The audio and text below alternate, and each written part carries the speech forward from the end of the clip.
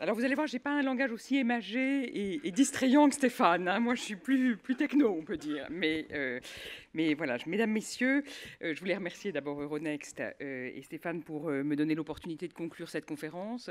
Je comprends qu'il y a eu des discussions riches et nourries sur des sujets importants pour le financement de l'économie française et européenne, dans un contexte d'actualité particulièrement dense ces jours-ci.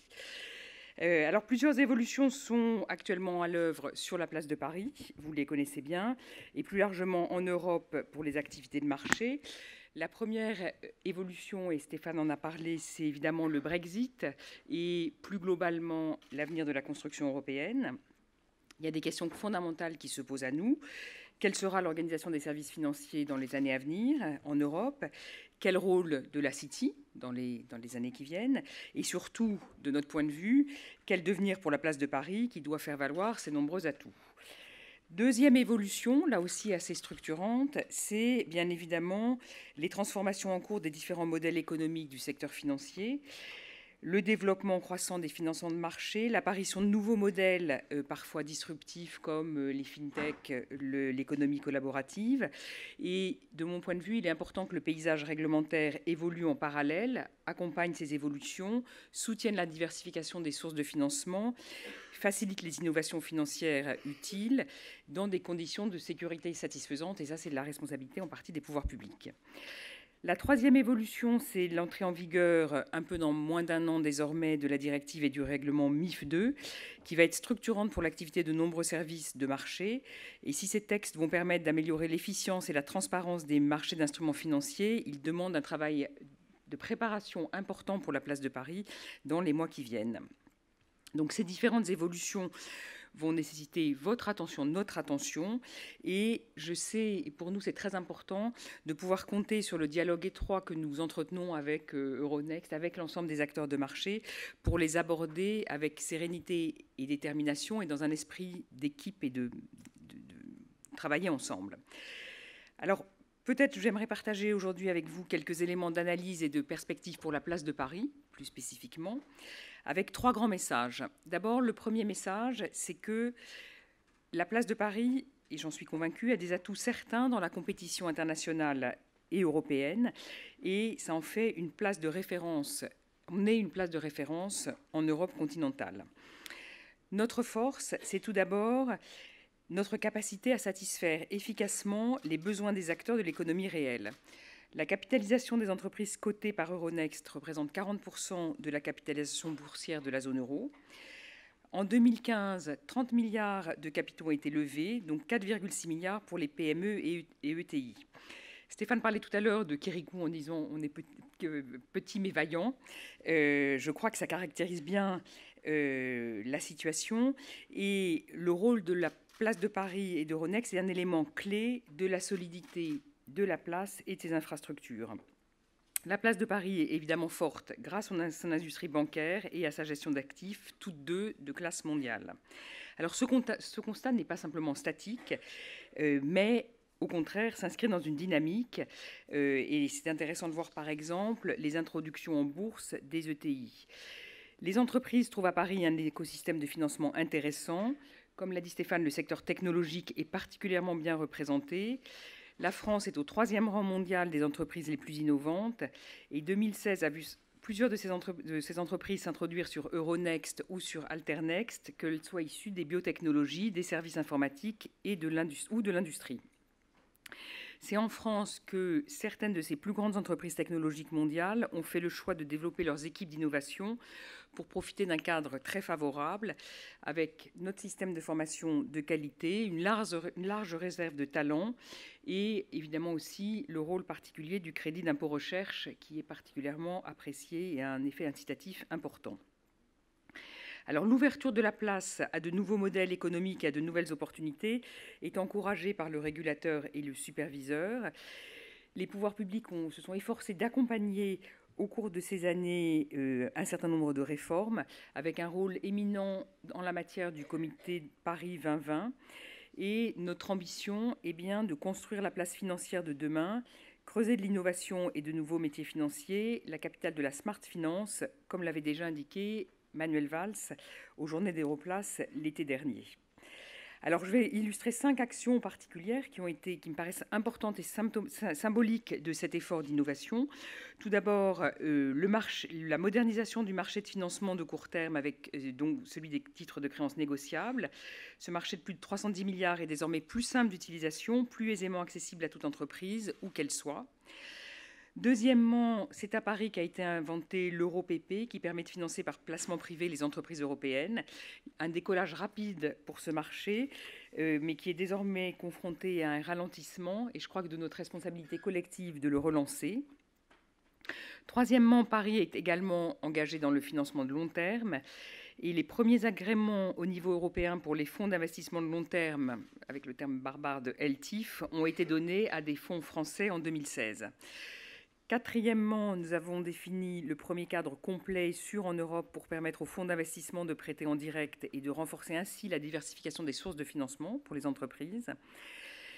Cinquièmement, un cadre prudentiel va être mis en place pour les régimes d'assurance retraite professionnelle supplémentaires pour dégager des ressources supplémentaires de financement de l'économie. On a un mandat donné par la loi Sapin 2 pour ce faire et il faut maintenant qu'on y travaille. Et enfin, l'épargne salariale a fait l'objet d'une réforme profonde l'année dernière pour être davantage orientée vers les actions et notamment des PME et des ETI. Alors, les acteurs de la place de Paris ont évidemment accompagné ces évolutions pleinement conscients du fait que l'innovation n'est pas une menace pour leur activité, mais bien une condition d'un avantage compétitif sur la scène internationale. Et je citerai encore 2 exemples récents qui témoignent de l'ouverture de la place de Paris aux nouveaux enjeux et aux nouveaux business models. Le premier, c'est la FinTech. C'est à Paris, grâce à un cadre réglementaire adapté, que se développe la plus grande activité de crowdfunding en Europe continentale. Il faut développer ce cadre, le rendre plus compétitif, sécuriser aussi, bien évidemment.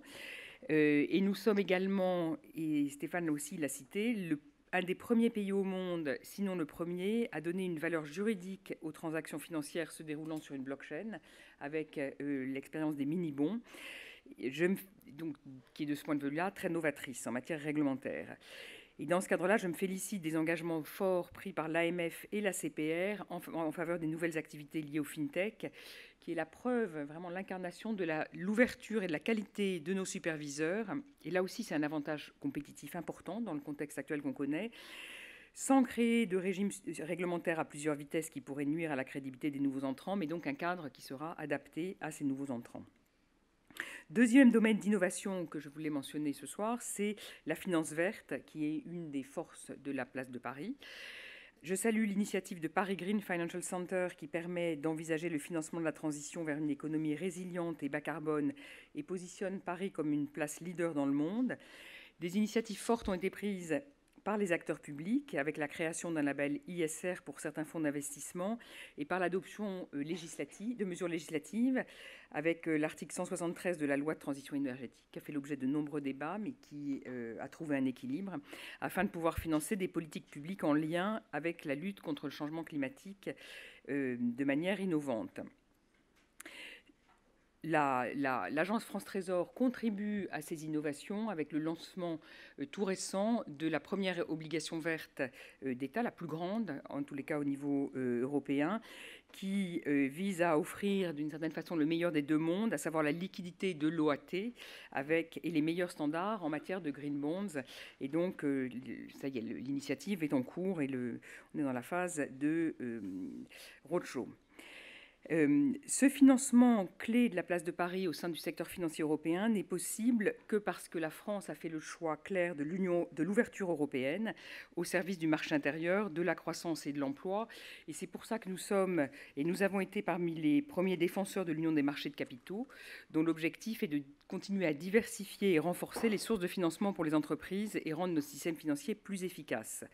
La France est engagée à aligner intelligemment, sans surtransposition, son dispositif réglementaire sur le corpus des règles européennes.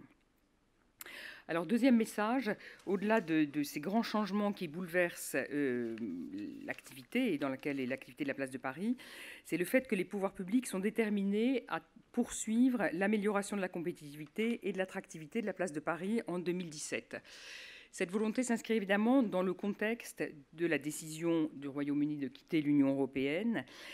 En faisant ce choix, le Royaume-Uni a ouvert une période d'incertitude et de notre point de vue, et c'est dans notre responsabilité, l'enjeu majeur est de préparer les négociations à la fois sur l'accord de retrait qui s'ouvriront à partir de la notification formelle donc du déclenchement de l'article 50 par le Royaume-Uni, mais aussi de préparer les relations futures et les modalités de relations futures.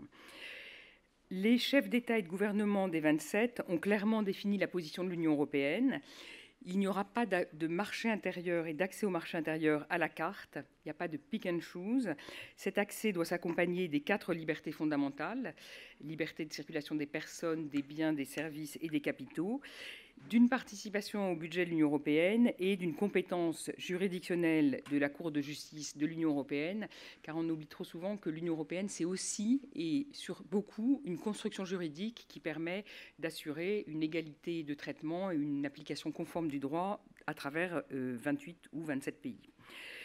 Le discours de Theresa May cet après-midi montre que certains de ces éléments ont été intégrés dans la position britannique, mais il reste évidemment des sujets importants d'une négociation qui s'avère à fort enjeu. Si le Royaume-Uni devient un pays tiers au regard du droit de l'Union européenne, il faudra aussi bien sûr en tirer toutes les conséquences, notamment en matière de risque pour le système financier européen. L'impératif de supervision des marchés européens doit prévaloir et ne pourra en aucun cas reposer uniquement sur la bonne volonté de coopération d'un pays tiers, et donc cela aura un certain nombre de conséquences sur l'organisation de nos relations. La crédibilité et la compétitivité de la place de Paris se construisent dans la durée. Et en ce sens, la qualité du dialogue de supervision qui existe à Paris, et je l'ai dit allusion tout à l'heure, est un atout précieux. Ce dialogue, permis par la disponibilité et la réactivité des superviseurs, est un gage essentiel de prévisibilité pour les acteurs. Alors, il y a évidemment un sujet sensible en France, c'est la stabilité fiscale. Et je suis arrivée au moment où Stéphane parlait de la TTF, donc j'ai entendu son message. Ceci étant dit, il y a des engagements forts qui ont été pris en matière de non-rétroactivité de la fiscalité dans le cadre du comité Paris 2020, et nous continuons les efforts en faveur de la compétitivité de la place financière à travers de nouveaux engagements dont certains ont trouvé leur traduction dans la loi de finances de cette année. Je pense en particulier à l'extension du régime d'impatriation de 5 à 8 ans, qui est un régime exceptionnellement favorable pour favoriser l'impatriation en France d'acteurs intervenant à l'étranger, et la trajectoire de baisse du taux d'imposition sur les sociétés qui doit progressivement diminuer à 28%, et là aussi ça a été voté. Dernier élément plus pratique d'attractivité, et qui est le signe de l'alignement des pouvoirs publics nationaux et régionaux en Île-de-France, c'est la mise en place d'un guichet unique rassemblant l'ensemble des services concernés pour faciliter l'accueil d'entreprises étrangères souhaitant s'installer en France, notamment dans le contexte nouveau créé par le Brexit, mais d'une façon générale également. Nous n'arrêterons pas nos efforts dans les prochains mois, et je sais qu'il reste du travail à faire. Il s'agit en particulier de mettre en œuvre les orientations de la loi Sapin 2, et notre objectif est que les mesures d'application de la loi, qu'il s'agisse des décrets ou des ordonnances, soient publiées le plus rapidement possible au cours des prochains mois pour clarifier et donner de la visibilité sur ces mesures d'ordre réglementaire ou législative. Troisième et dernier message. Au-delà de l'action des pouvoirs publics, il me paraît indispensable que les acteurs privés eux-mêmes se préparent aux grands enjeux de l'année 2017. Ces grands enjeux sont au nombre de 3, de nature très différente, et qu'ils représentent autant d'opportunités à saisir pour la place de Paris. Alors, on a déjà beaucoup évoqué ensemble le Brexit, mais il appartient aux acteurs privés de réfléchir le plus en amont possible à l'organisation de leurs activités en Europe afin de s'adapter à un contexte où la City ne sera plus dans l'Union européenne.